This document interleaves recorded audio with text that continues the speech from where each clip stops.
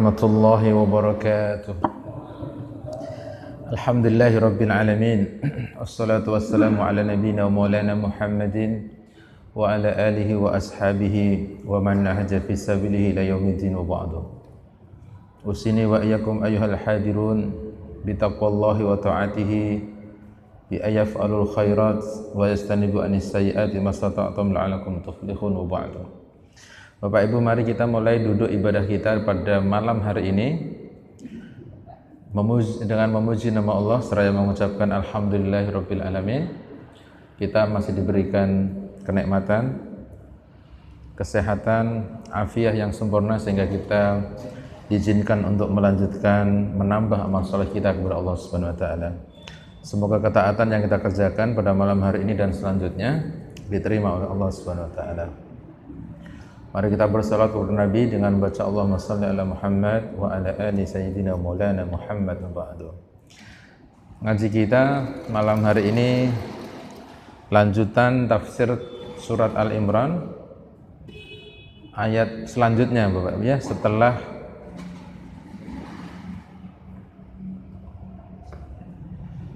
kemarin kita sampai di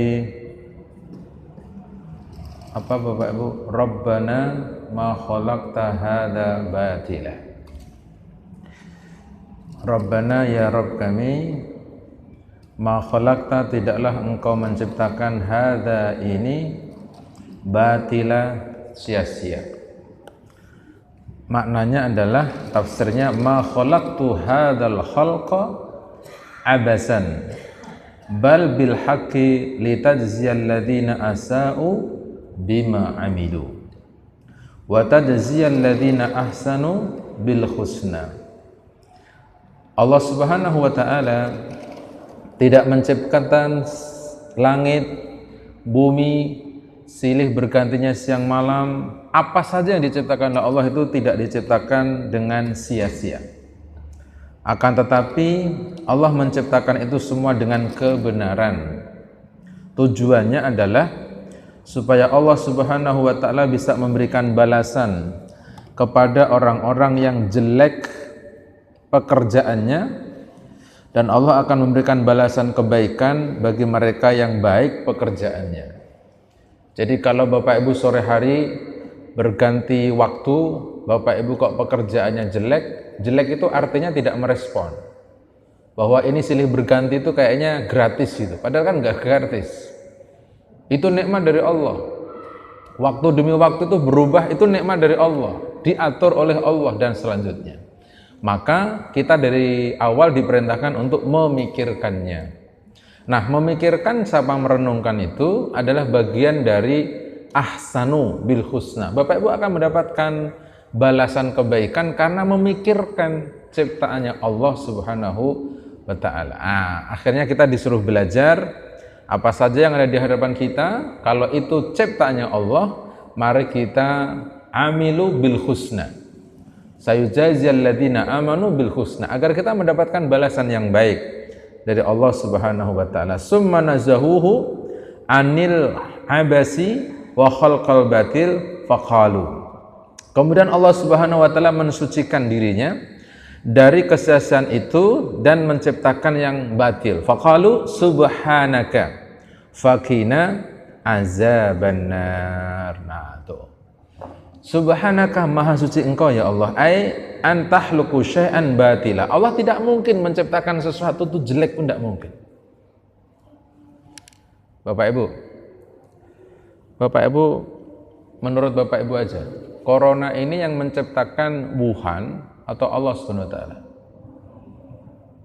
Bapak kayaknya ragu-ragu jawabannya deh. Seriuslah jawabannya. Ini yang hari ini hampir 2 tahun kita kerjakan, ini yang menciptakan orang Cina di Wuhan atau Allah Subhanahu wa taala? Mulai berubah jawabannya. Loh, mana sih Bapak? Loh, ini kan saya lagi bertanya sama Bapak Ibu, yang Bapak Ibu hari ini itu semuanya sedang menikmati gitu loh. Menikmati, mengerjakan, melakukan, kegelisahan, kekhawatiran, takut dan lain sebagainya. Kan tinggal kita ajukan pertanyaannya. Kalau COVID-19 ini yang menciptakan Allah, berarti tidak mungkin sia-sia, tidak mungkin batil, tidak mungkin jelek, pasti baik. Kan gitu akhirnya, tak? Tinggal kita sanggup nggak mengambil kebaikannya. Banyak orang yang sudah bersyukur karena COVID datang, karena dia belajar tentang mahalnya sebuah kenikmatan. Nikmat apa itu? Bernapas tanpa masker yang sudah puluhan tahun yang lalu kita nikmati. Sekarang suruh pakai masker, baunya sendiri balik, asam, kecut. Kan dari dulu nggak pernah itu ilmu itu. Ada lagi yang nomor 2, udah bersyukur itu, bersyukur karena COVID datang.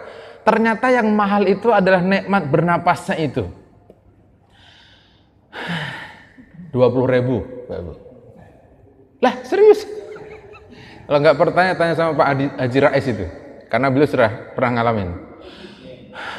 20.000. Saya bilang sama Pak Rais, itu kalau napas separuh bayarnya 10.000 dong. Ya kalau separuh 10.000, itu doang 10.000. Selama ini kita napas itu gratis puluhan tahun itu loh. Itu yang kasih Allah. Tiba-tiba hari ini kita mau dikurangi sedikit aja, suruh bernapas pakai masker, bersin. Kan Nabi nyuruh kalau bersin ditutupin ya. Lu sekarang banyak orang kalau bersin juga ragil nutupi kok Bapak Ibu. Akhirnya ditabok pakai masker, breng, maskernya pakai. Delalah yang delalah ya. Kalau yang nggak pernah ngaji itu ya pakai masker iya, tapi giliran dia bersin dibuka. Saya kesel banget itu. Misalnya gini, hacing. Misalnya, bukan saya bersin, itu banyak yang begitu di masjid. Lo jangan. Justru masker ini dipakai kalau Bapak Ibu bersin biar nemplek di sini. Akhirnya Bapak Ibu bersyukur. Kalau COVID ini yang menghadirkan Allah pasti akan ada baiknya. Nah, gitu aja. Tapi kalau kita semakin menafsirkan ini jelek, ini buruk, ini negatif, ya nggak maju-maju nanti.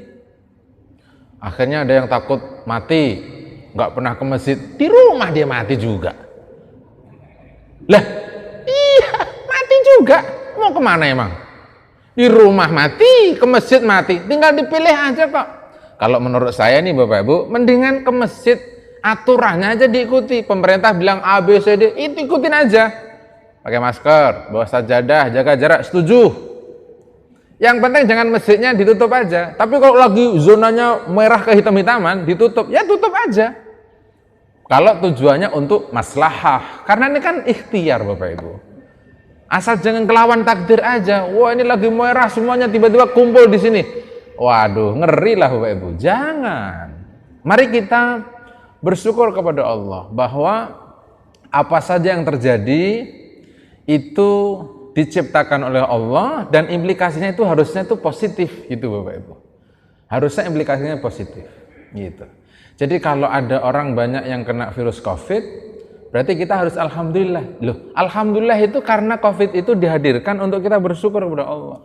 Yang penting jangan akidahnya Bapak Ibu digadekan aja. Ini yang bikin orang mati COVID. Keliru Bapak Ibu. Yang bikin orang mati siapa?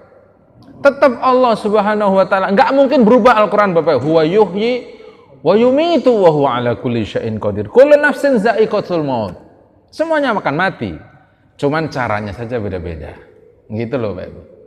Nah, akhirnya Bapak Ibu mari kita pahami bahwa Allah tidak mungkin menciptakan apa saja itu sia-sia, tidak ada manfaat, tidak ada guna, tidak mungkin. Semuanya ada manfaatnya.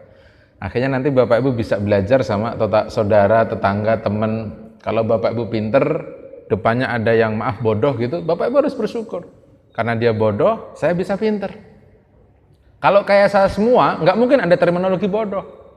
Kalau Bapak Ibu kaya, akhirnya bisa belajar sama yang miskin. Karena ada yang miskin, maka ada istilah kaya, kan gitu Bapak Ibu.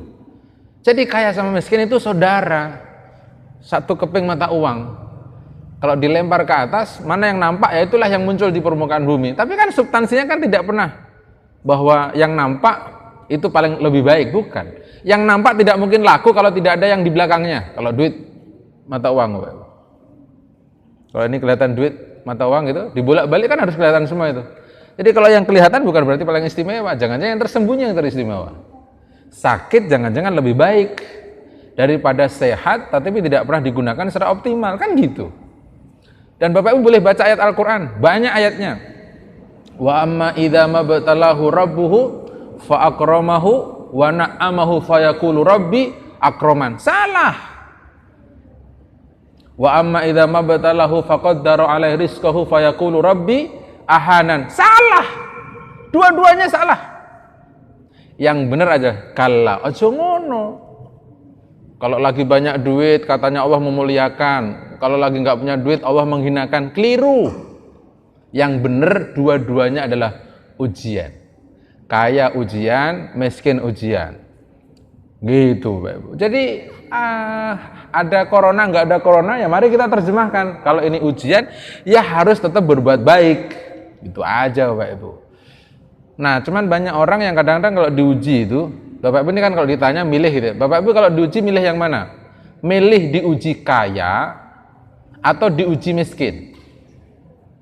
Pasti kan milih kaya toh? Iya, karena kalau ujian tuh boleh milih, pasti milih yang baik-baik. Tapi kan Allah tidak mungkin ngasih ujian kok enak terus, Bapak Ibu. Namanya ujian, Bapak Ibu. Nabi Yusuf tuh diuji ganteng, masalah. Gantengnya kelebihan, masalah. Nabi Yusuf. Ada tetangga sebelah namanya Yusuf misalnya gitu. Diuji jelek. Dan itu laku lagi tuh, jelek laku lagi kan kasihan banget itu yang Katara kali yang lihat ya gitu. Artinya apa ini Bapak Ibu? Oh, dua-duanya ujian Bapak Ibu. Kaya, miskin, susah, senang, sakit, sehat, itu semuanya ujian. Tinggal Bapak Ibu menafsirkan, memahami kalau itu ujian pasti akan ada hikmah dan manfaatnya. Kan gitu saja. Nah, baik. Kemudian apa? Fakina azabanar ay ya man khalaqa al khalqa bil haqqi wal adl. Ya man huwa munazzahun anin naqaisi wal aibi wal abasi. Qina min azabin nari bi khawlika wa quwwatika wa qayyadna li a'malin tarda biha anna. Wafiqna li'amalin salih tahdina bihi ila jannatin na'im wa tujiruna bihi min adzabikal alim. Waqina ada benar maknanya dan maka selamatkanlah kami dari azab api neraka. Wahai Zat yang menciptakan kebenaran dengan keadilannya, persamaannya, kebaikannya. Wahai Zat yang telah disucikan dari berbagai macam kekurangan, wal aibi dan aib, cacat, wal abasi dan sia-sia. Allah tidak ada tiga-tiganya itu. Wala naqais, wala aibin, wala abasin. Semuanya ciptaannya benar. Semua ciptaannya bagus. Semua ciptaannya luar biasa. Tidak ada yang sia-sia. Tidak ada. Qina azaban nari, engkau selamatkanlah kami dari azab api neraka bi khaulika wa quwwatika wa qayyadna li amalin tarda biha anna. Selamatkan kami dengan kekuatan, khaulah, daya yang kau berikan kepada kami, dan berikanlah kami petunjuk agar kami sanggup melaksanakan amal-amal yang membawa ridho dari engkau. Wa wafiqna li amalin sholih, dan berikanlah kami taufik untuk bisa beramal sholih yang menunjukkan kami dengan amal sholih tersebut ke jannatun na'im. Wa tujiruna bihi min adzabikal alim, dan bisa menyelamatkan kami dengan amal soleh tersebut dari azabmu yang pedih. Udah. Itulah maknanya waqina azabannar. Artinya kalau Bapak Ibu baca kalimat itu qina azabannar, kita lagi minta tolong. Minta tolongnya sama siapa? Zat yang tidak ada kekurangannya. Kepada zat yang tidak punya cacatnya. Kepada zat yang tidak ada sia-sianya, semuanya diapresiasi. Itulah Allah Subhanahu wa taala. Selain Allah fihi naqais. Selain Allah fihi aib. Selain Allah fihi abas. Tapi Allah Subhanahu wa taala sempurna dari berbagai macam dimensi, perspektif, sudut pandang yang Bapak Ibu punya. Semuanya sempurna. Maka minta tolonglah kepada Allah. Nabi kita Muhammad SAW, beliau menyarankan sama Bapak Ibu, kalau habis sholat 5 waktu itu, salah satu redaksi zikirnya adalah Allahumma ajirna minan nari Allahumma ajirna minan, dibaca 7 kali. Ba'da salatil maghrib was subhi. Rawahunya Abu Nuaim. Bacalah Bapak Ibu. Jadi kalau Bapak Ibu baca, gimana sih kalau zikir habis salat itu kan habis tasbih gitu ya. Atau sebelum tasbih ya, sebelum tasbih itu kan ada habis la ilaha illallah wahdahu la syarikalah lahul mulku wa lahul hamdu yuhyi wa yumitu wa huwa ala kulli syai'in qadir. Kalau maghrib 7 kali, isya juga 7 kali. Selain itu 3 kali kan gitu Bapak Ibu ya. Bapak Ibu kan habis itu kan baca Allahumma la mani alima a'taita wa la mu'ti lima mana'ta wa la ra'ata lima qadaita wa la yanfa'u dzal jaddi. Bapak Ibu pernah baca itu? Kalau baca diyakini. Kalau sudah yakin udah, jangan ragu-ragu. Allahumma la mani'a lima a'taita. Ya Allah, tidak ada yang bisa menghalangi siapapun apapun kalau Engkau hendak memberikan kepada saya. Allah pengen saya kaya, siapapun menghalangi tidak bisa, karena Allah pengennya saya kaya. Enggak ada yang bisa menolak. Kalau Allah pengen saya sakit, Bapak mau ngasih obat apa toh, tetap aja saya sakit. Orang Allah yang ngasih. Allahumma la mani'a lima a'taita wala, mana tadi? Wala rada lima qadaita. Allahumma la mani'a lima a'taita wala mu'tiya lima mana'ta. Tidak mungkin Bapak Ibu kasih ke saya kesehatan kalau Allah tidak memperbolehkan. Jadi nggak usah ngomongin corona, apa saja saya mau bilang begitu. Itu kalau Allah yang kirimkan sinyalnya, Allah yang menentukannya, siapa yang bisa menolak? Nggak bisa. Bapak mau minum vitamin tiap hari, di rumah isolasi mandiri, pakai buah, pakai makan sehat. Hari sakit mah sakit aja. Wes toh, percaya sama saya. Jadi justru yang bikin Bapak Ibu nggak sakit, nyaman, sehat itu hiduplah normal. Normal itu artinya apa? Kalau biasanya makan ngawur, ya ditatalah makanannya. Kalau biasanya nggak asal-asalan gitu, dipikirin lah, jangan asal-asalan, kan gitu tuh. Itu zikirnya Bapak Ibu setelah habis sholat itu. Bapak Ibu yakin jadi barang. Kan ada lagi zikir yang nomor 2. Habis itu kan Bapak Ibu akan baca Allahumma inni ala dzikrika wa syukrika. Ini juga zikirnya Nabi ba'dal maktubah. Wa husni ibadatik. Bapak sudah komitmen sama Allah itu. A'inni ala zikrika. Bantu saya ya Allah untuk selalu menyebut namamu dan selalu bersyukur atas nikmat yang kau berikan kepada saya. Masih bisa nafas, beribadahlah. Masih bisa jalan, jalanlah. Masih bisa baca, bacalah. Gitu. Urusan teknisnya itu boleh beda-beda. Yang penting baca Al-Quran, mau di masjid, mau di rumah, itu teknis Bapak Ibu. Ini jangan isolasi neng omah ya orang ngapa-ngapa ini. Main handphone terus. Sehat sih. Sehat fisiknya, otaknya sehat, cuman amalnya nggak ada. Gimana Bapak Ibu? Kalau isolasi ya baca Quran dong. Zikir dong, gitu Bapak Ibu. Lalu Bapak janji sama Allah, wa husni ibadatik, dan saya akan memperbaiki ibadahku kepadamu. Nah tuh, memperbaiki dia bilang.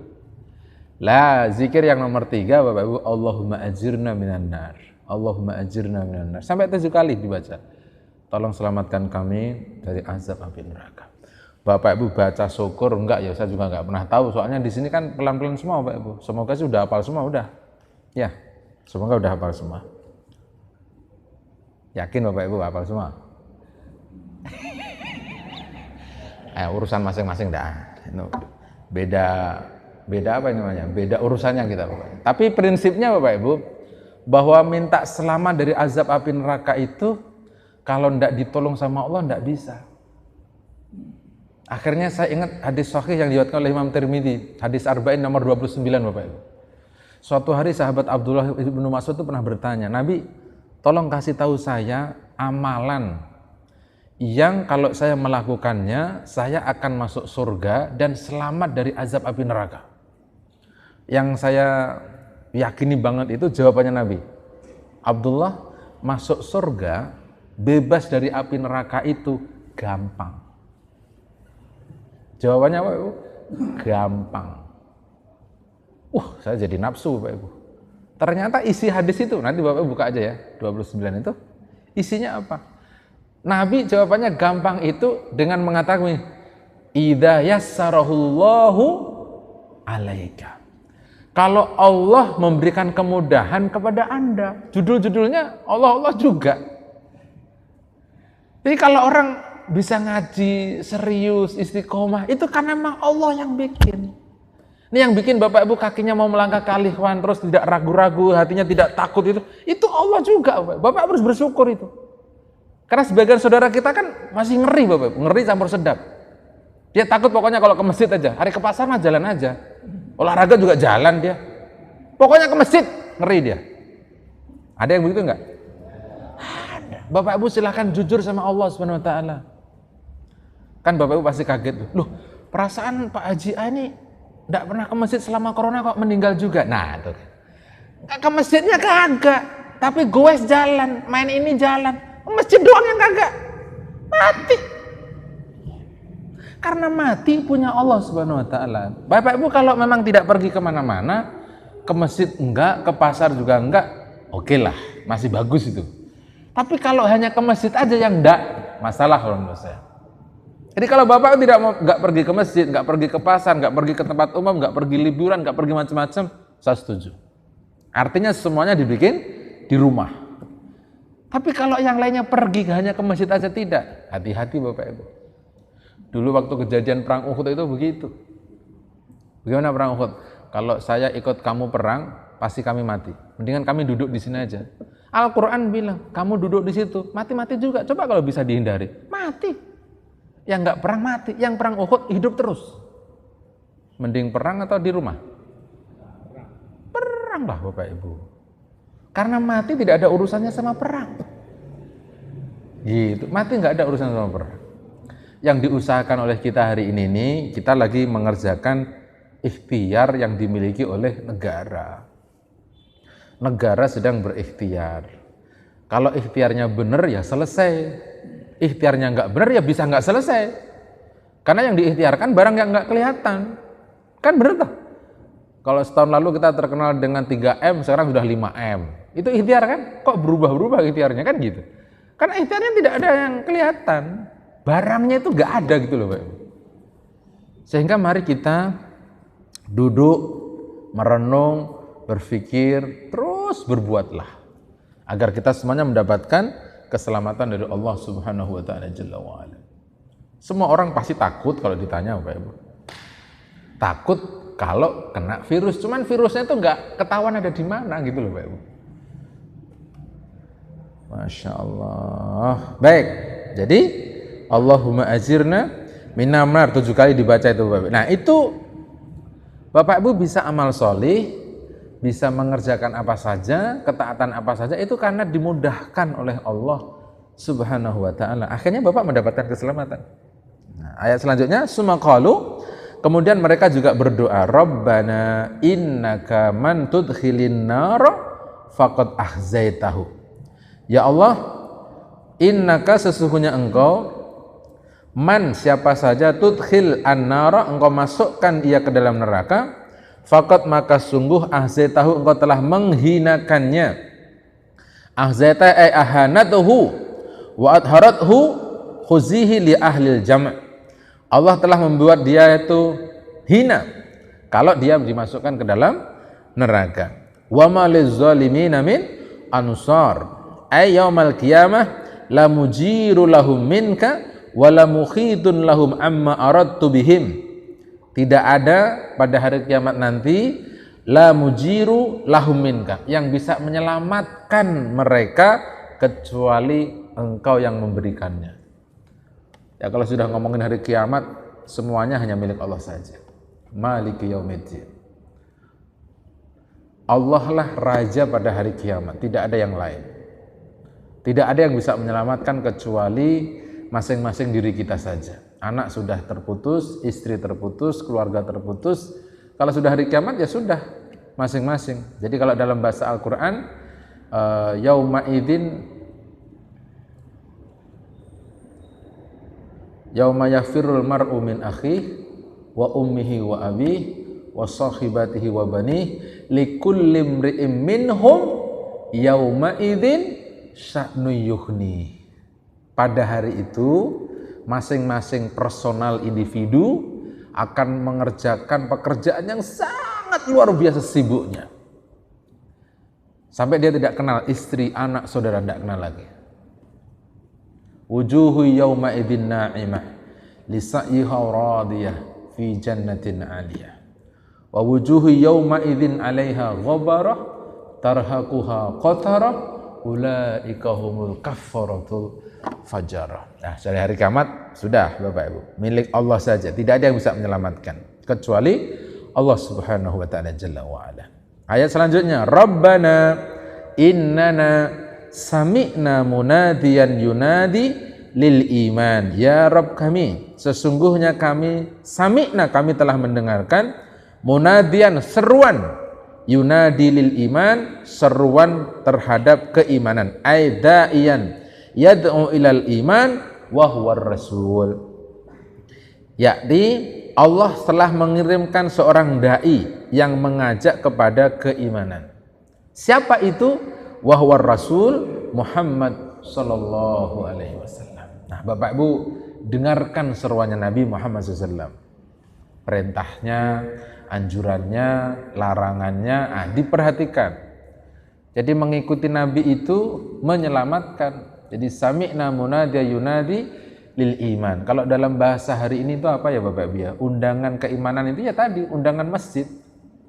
Undangan ajak baik, pekerjaan ini, amal soleh ini, itulah undangannya. Maka Bapak Ibu disuruh mengatakan apa?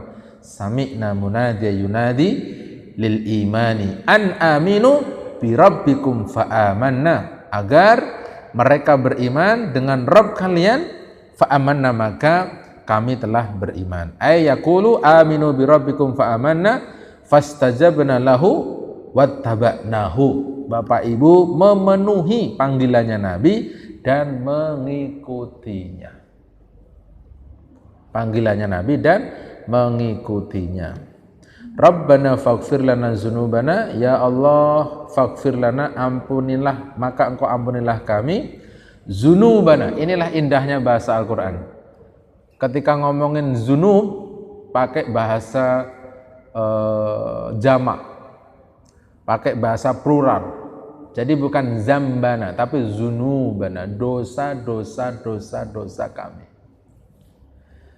Dan ternyata dari dulu sampai hari ini kalau orang ditanya, Bapak Ibu punya dosa enggak? Punya. Banyak apa dikit? Banyak. Saya juga bingung itu. Kok enggak kurang-kurang ya? Dari dulu banyak terus. Apa habis buat soleh dia banyak dosa gitu ya? Terus asal ditanya itu selalu dia ngomongnya banyak. Tapi kalau disuruh menjelaskan, merinci, yang banyak dosa sama siapa sih gitu? Sama Allah atau sama manusia lain? Atau sama makhluk Allah yang lain? Kan itu perlu dirinci itu. Kalau sama Allah sederhana. Cukup dengan bertobat, beristighfar, ganti sholat, beres. Yang problem ini kalau dosa sama orang lain. Tanpa diselesaikan, tanpa ada permohonan, gak mungkin diselesaikan kalau urusan sama orang lain, Bapak Ibu. Yang susah itu kalau dosa sama lingkungan. Sulit Bapak Ibu. Karena lingkungan. Dia harus berinteraksi dengan lingkungan itu. Baru diterima itu permohonan maafnya. Tapi kalau sama Allah kan sederhana toh, Pak. Wong tinggal ditobat, ganti amal soleh, selesai. Akhirnya kita yang tadinya tidak taat ditulis menjadi taat. Bi imanina Rabbana faghfir lana dzunubana ay bi imanina wa taba'na nabiyuka. Nah, Bapak Ibu, ampunilah dosa kami karena keimanan kami, karena kami mengikuti Nabi kami, Nabi engkau maksudnya, Nabi Muhammad. Faghfir lana dzunubana, maka engkau ampunilah kami dan dosa-dosa kami. Ai istaroha, mengampuni itu artinya apa? Istarha, tutupilah dosa-dosa kami. Dosa kita itu banyak, tapi melu Nabi, mengiyakan Nabi, itu menjadi penyebab dosa kita dimaafkan oleh Allah Subhanahu wa taala.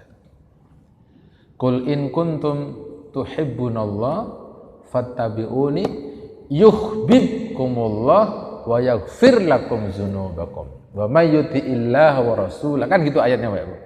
Katakanlah wahai Muhammad, kalau Bapak Ibu cinta sama Allah, ikutlah saya. Kalau Bapak Ibu ikut sama Nabi, maka Bapak Ibu akan di situ disebut ada dua kalimat hebatnya.